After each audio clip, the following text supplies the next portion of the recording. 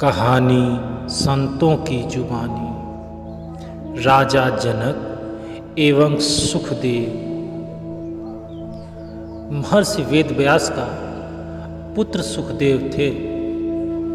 गुरु धारण करने की जिज्ञासा मन में उठी तो पिता ने कहा कि राजा जनक इस जमाने के अनुभवी पुरुष हैं, वह वहाँ जाते और वापस चले जाते, फिर जाते वापस आ जाया करते। वो सोचते हैं कि विषय विकार में घिरा हुआ राजा मुझे क्या अनुभव देगा। नारद मुनि ने देखा कि इनके मन में अभाव पर अभाव आ रहा है, अपनी कलाएं नाश कर रहे हैं, क्या किया जाए। एक बूढ़े आदमी की शक्ल बनाई, मिट्टी की टोकरी लेकर दरिया में जो पानी बह रहा था उस पर डालना शुरू कर दिया। सुखदेव ने पूछा, यह क्या कर रहे हो? नारद बोले कि इस रास्ते में बंद बांध बना रहा हूँ। सुखदेव ने कहा, तू बड़ा बेवकूफ़ है।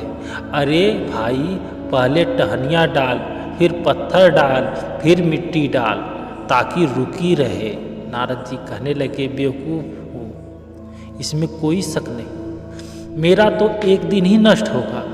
सबसे बड़ा बेवकूफ़ सुखदेव है, उसकी 9 कलाओं का नाश हो चुका है, 10वीं नाश होने वाली है।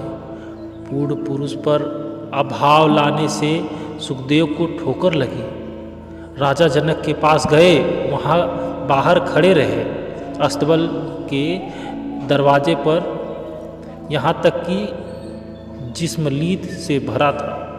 2 दिन वहाँ खड़े रहे। तीसरे दिन राजा जनक ने बुलाया।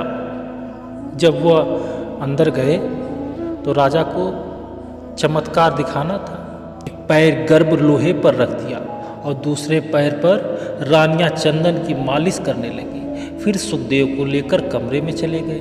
इतने में एक दरबारी ने आकर कहा कि महाराज, शहर में आग लग गई। उन्होंने कहा, हरी इच्छा। फिर कोई खबर लाई कि महलों में आग लग गई और आग की लपटें महाराज की तरफ आ रही हैं। जनक ने कहा कि हरी इच्छा। मगर सुखदेव यह सुनकर अपना झोली डंडा संभालने लगा। राजा ने कहा, तू अच्छा त्यागी है, मेरा सारा शहर जल गया, महलों तक आग पहुँच गई, मगर मैंने कहा हरी इच्छा, और तूने अपने झोले डंडे की फिक्र नहीं छोड़ी, उसे समेटने लगा।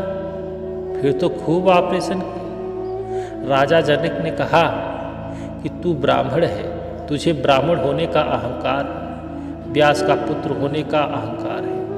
डॉक्टर जब ऑपरेशन करता है तो सब मैल साफ कर देता है। सुखदेव स्वामी उपदेश लेकर घर आए तो पिता ने पूछा, गुरु कैसा था? उन्होंने जवाब दिया, वह तेज में सूर्य के समान है, पर सूर्य से तपस ज़्यादा है। सूर्य में तपस होती है, उसमें चंद्रमा की तरह शीतलता है, पर चंद्रमा में दाग है, गुरु में दाग नहीं। गुरु गुरु होता है, जिनकी आँख खुली है, ये कहानियाँ हैं, वरना लोगों ने गुरु नानक साहब को कसूर शहर में दाखिल नहीं होने दिया। यह कुरिया है, लोगों की अक्लें खराब करता है। यह हमेशा ही होता है।